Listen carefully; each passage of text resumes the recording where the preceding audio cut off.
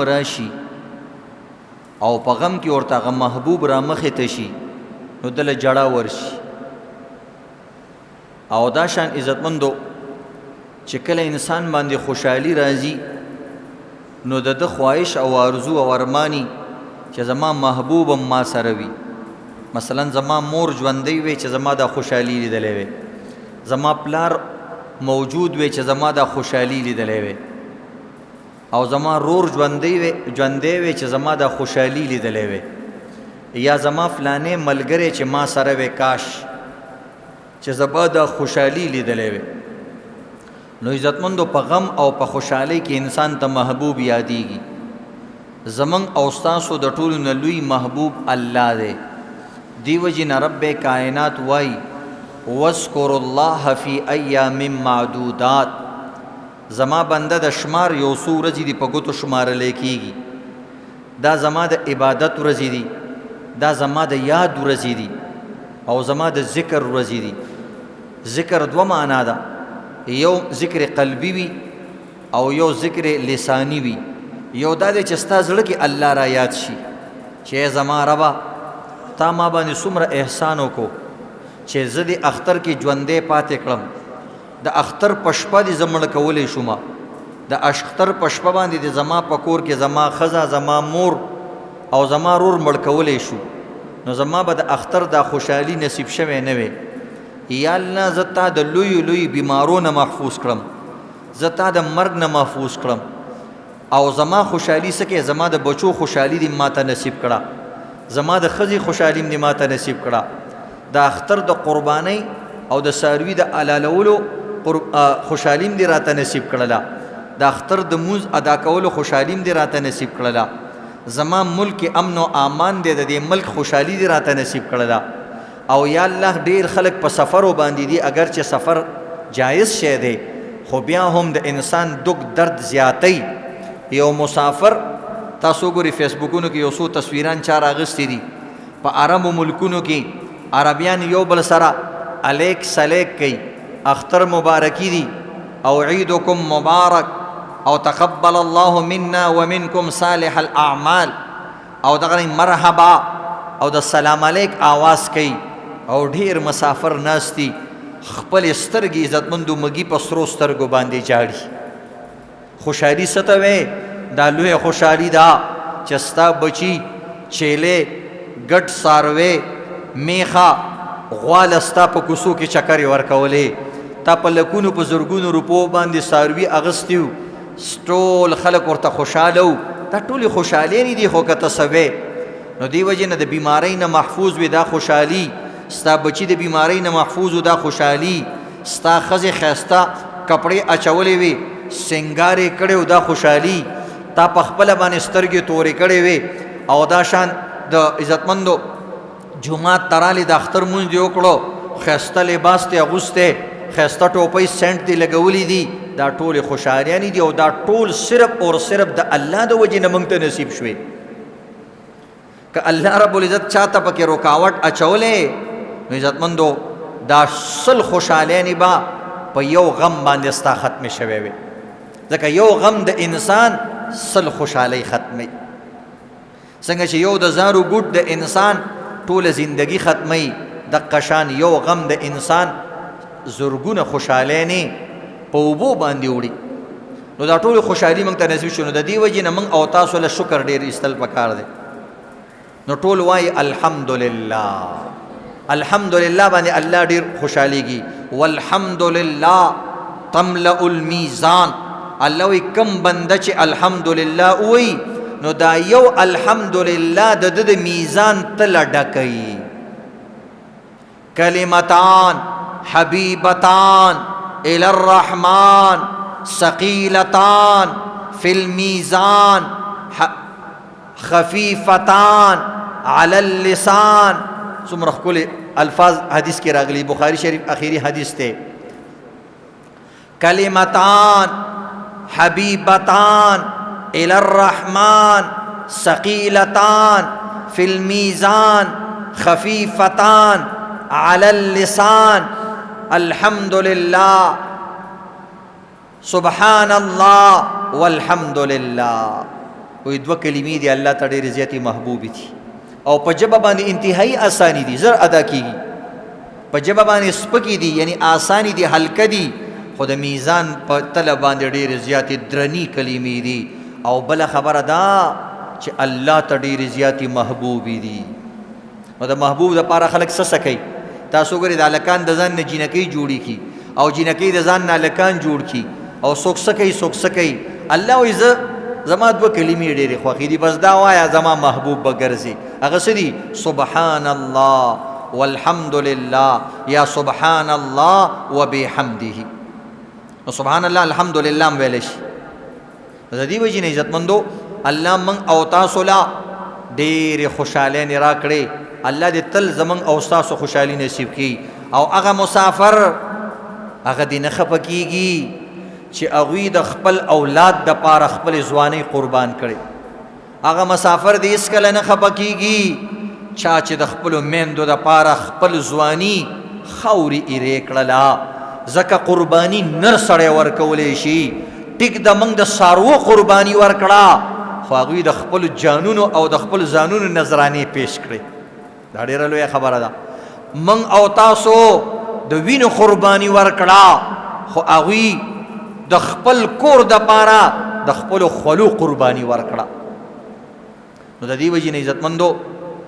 بېشک مسافر په سفر کې دي، مجبوره دي، خپل اولاد یادېږي، خپل عزیزان رشتہ داران یادېږي. خو عزتمندو الله په انسان باندې دوه تکلیفونه چېرته نه تېروي. وایي انسان له دوه تکلیفونه نه ورکوم. په کوم انسان باندې چې د دنیا تکلیف تیر کما د آخرت تکلیف ولا نه ورکوم. او کوم انسان چې دنیا کې مزیو کی کفر حالت کې هر څه ولا ورکما، خو په آخرت کې به د دې حصه نشته دی. چې کوم انسان ما نه صرف دنیا غواړي وما له فی الآخرة من نصیب، آخرت کې به نصیب نشته دی. خو عزتمندو بهتره خبره دا ده الله وی ومنهم من یقول، وی بعضې کسان ډېر هوښیاران دي ربنا آتنا فی الدنیا حسنه وفي الآخرة حسنه. وی بعضې زما ډېر چالاک بندګان دي، ډېر هوښیار دي، ما نه دنیا هم غواړي او آخرت هم غواړي. دغه کسان چې کوم دي بهترین کسان دي. نو الله نه دنیا غواړئ، په خپل کور غواړئ، د خپل ملک په سوري کې غواړئ، د خپلو بچو د سترګو لاندې غواړئ. دا خوشحالي عزتمندو ډېره لویه خوشحالي ده. ټیک د موږ او تاسو بعض وخت کې د ښځو نه تنګ شو، بعض وخت کې د پلار نه تنګ شو، خو مینه چې زیاته شي کله ناکله هر شی چې زیات شي بس هغې کې دا کار به وي. نو کله ناکله کور کې ډېر وخت مه تېروه، بار ګرځه، څه کار روزګار کوه، ټوله ورځ کور کې مه ایسارېږه. نو بیا به عزتمندو په خپله ښځه باندې په مور او پلار باندې درونې مونږ ته بالکل اچار جوړ کړی دی که نه، بس هر وخت د ښځې په غېږ کې ملاست یو. نو بیا دې وجې نه ناقدره شي، ښځې ته میړه هر وخت پروتي او دغه رنګې دا زمونږ ښځې مونږ ته هر وخت اویلیبل وي. نو مونږ باندې بیا مونږ سره هم د دې ښځو قدر نه وي. نو کله ناکله پکې عزتمندو بار ملک ته ځئ، کنی تبلیغ کې پکې یو سیروزه لګوئ. دا بعضې تبلیغ والا دي دا دې دپاره سیروزه لګوي چې راشي بیا بالکل تازه وي، لکه نوی وادي چې کړي. نو د سیروزې بعضې کسان د دې دپاره لګي، دا نوي نوي کم کسان دي. بعضې کسان خو د دې دپاره لګي چې دا زمونږ مقصد دی، خو د هغه بعضې مقصد پکې صرف دا بلي. نبی علیہ السلام حدیث کې ویلی دي وایي هجرت دوه قسمه دی. وایي بعضې کسان هجرت وایي د آخرت دپاره کوي، بعضې کسان هجرت د دنیا دپاره کوي. نو بهرحال چې هر څه که دنیا دپاره نه دا د دنیا مزې خو به پکې وخوري که نه، دا هم ډېره لویه خبره ده. رزق کې به د برکت راځي، ژوند کې به د خوشحالي راځي، درې څلور ورځې به د الله په کور کې تېرې شي. نو انشاءالله دې دپاره به خپل وختونه فارغ وکړه انشاءالله. بله خبره عزتمندو بعضې کسان عجیبه عجیبه تپوسونه کوي. یو کس تپوس کړی دی وایي جي په موږ قرباني پاکستانیانو باندې قرباني شته که نشته؟ وایي تاسو ملیان او مفتیان وایي چې کوم انسان قرضدارې وي او د ده قرض د ده د نقدو نه زیات وي نو د باندې قرباني نشته دی. موږ ورته یو بالکل داسې مسله ده. وایي موږ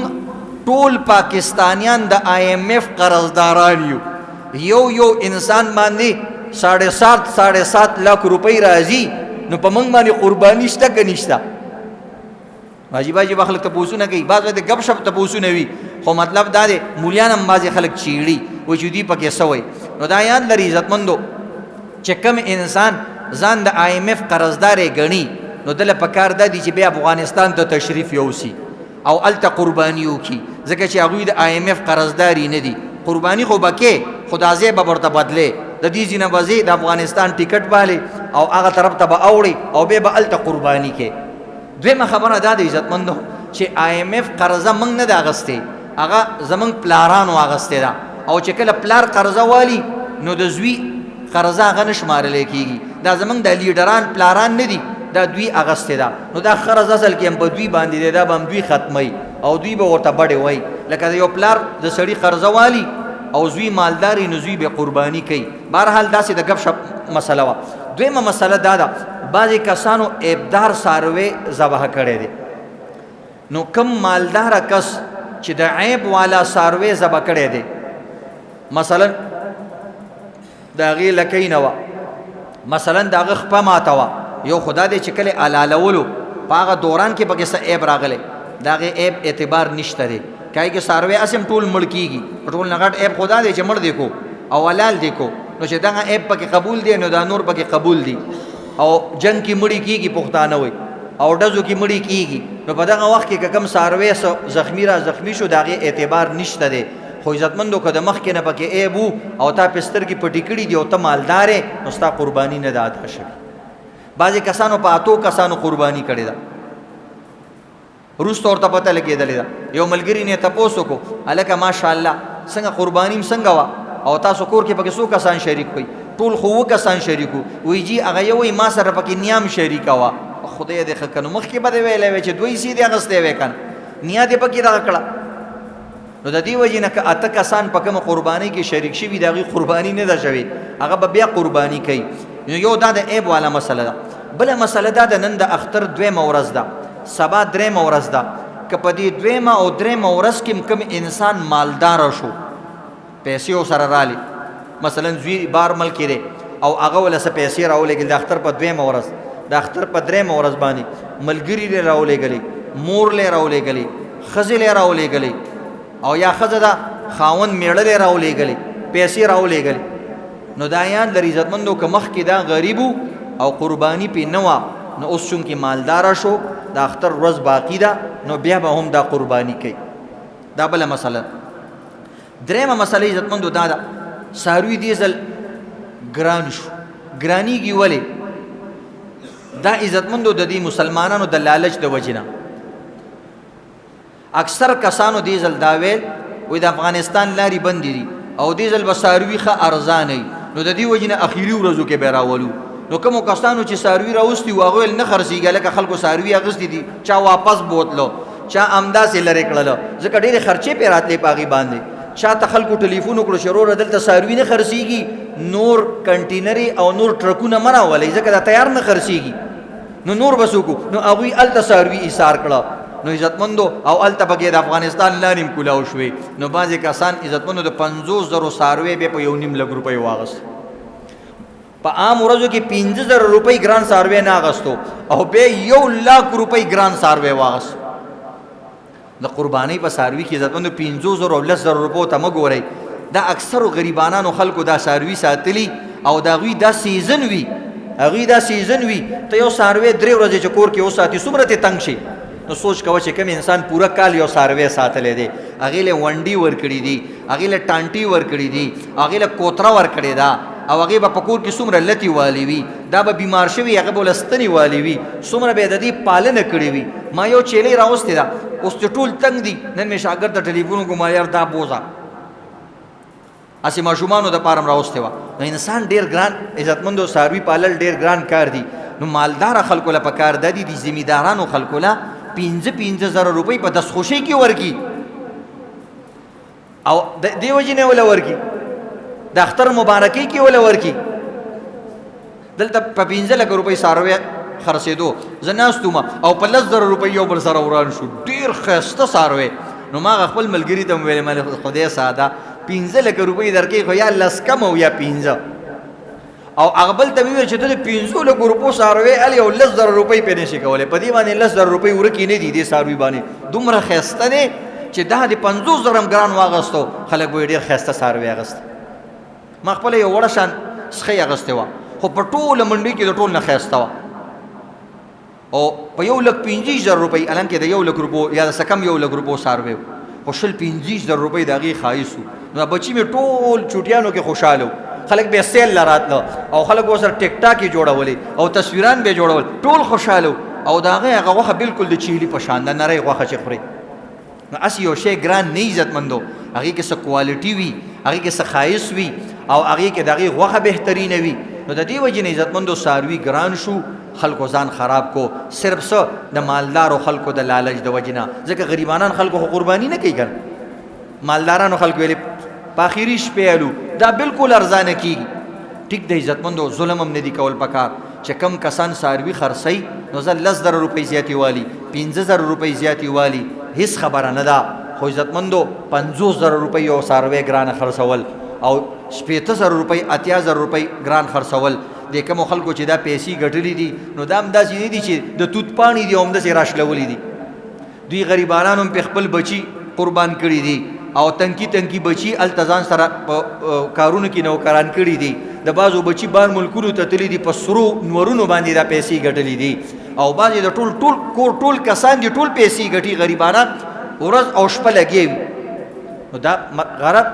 د چا د مالدارۍ نه او د چا د غریبۍ نه به غلط مطلب نه لې مالدار له پکاري چې 15,000 روپۍ ګران والی خو غریب له دا پکار نه دی چې هغه مالدار بم په دې ورځو کې قینچي کومه دا هم غلطه خبره ځکه دا مال سبا الله تعالی هم درکولی شي نو بیا چې تا نه څوک زیات یې علي بیا به درته پته لګېږي ځکه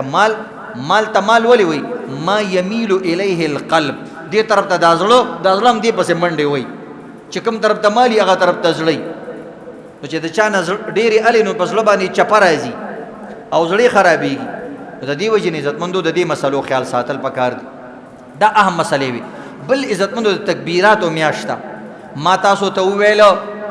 یو محبوب د هغه په خپل صفت خوشحالیږي رب کائنات د صفتونو لایق او وړ ذات دی الحمدلله رب العالمین ټول صفتونه ټول استاینې ټول ثنا او صفتونه خاص الله د پاره دي نو چې خاص الله د پاره دي دا خاص الله صفت سره سبحان الله الحمدلله الله اکبر حاجیان په حج کې आवाजونه کوي من او تاسو له دلته پکار دي ذکر داسې شی دی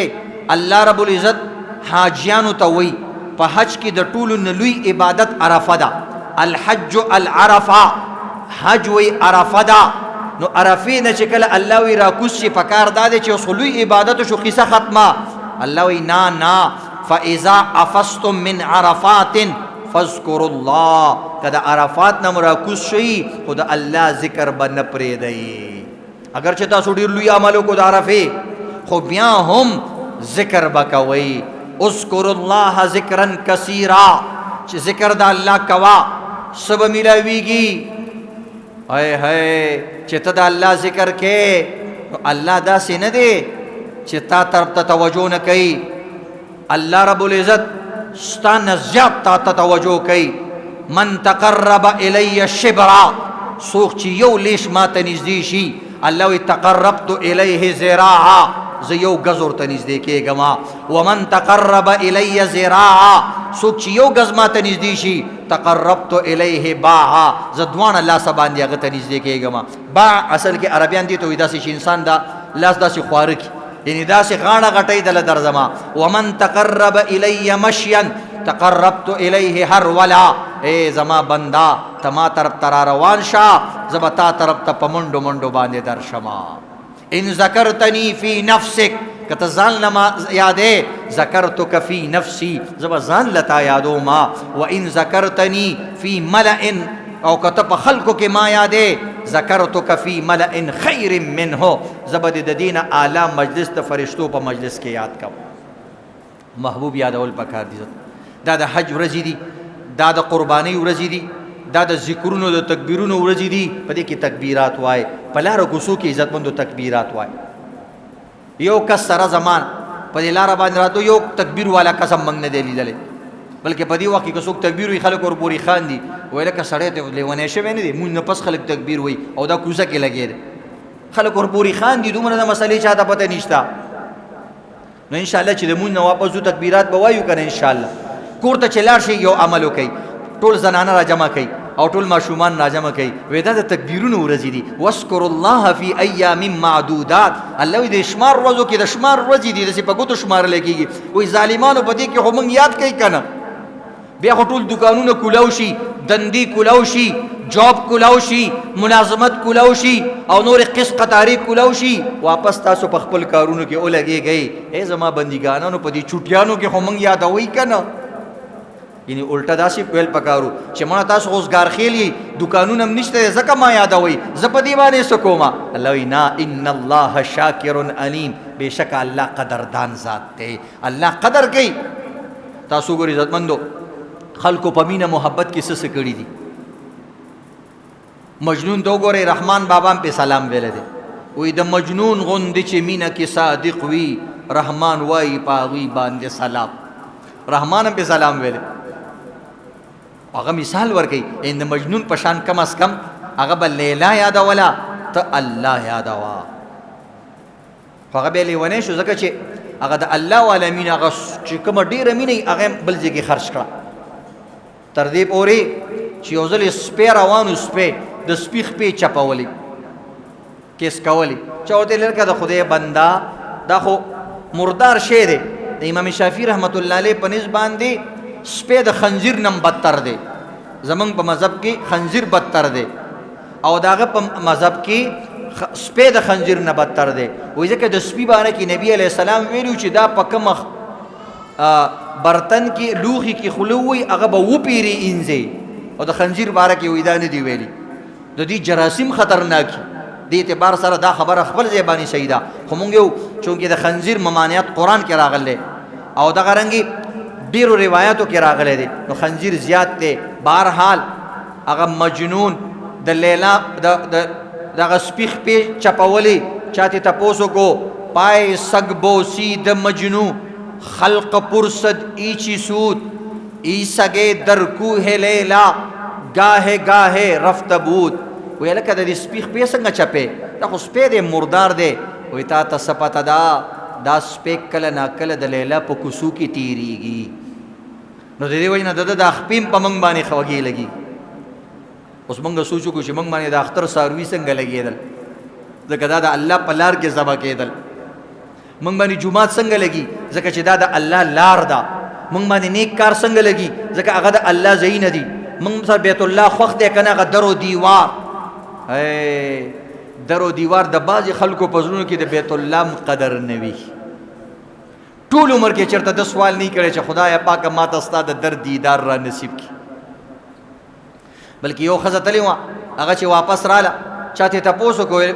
ترورې ابۍ نیا څنګه سفر دی وایي بچه خدای دې نوم مسلمان وساتي وایي ډېر زیات خطرناک سفر دی او ډېر پکې انسان ستړی کېږي وایي نوم مسلمان دی ته خدای وساتي هغه لږ شان تکلیف د وجې نه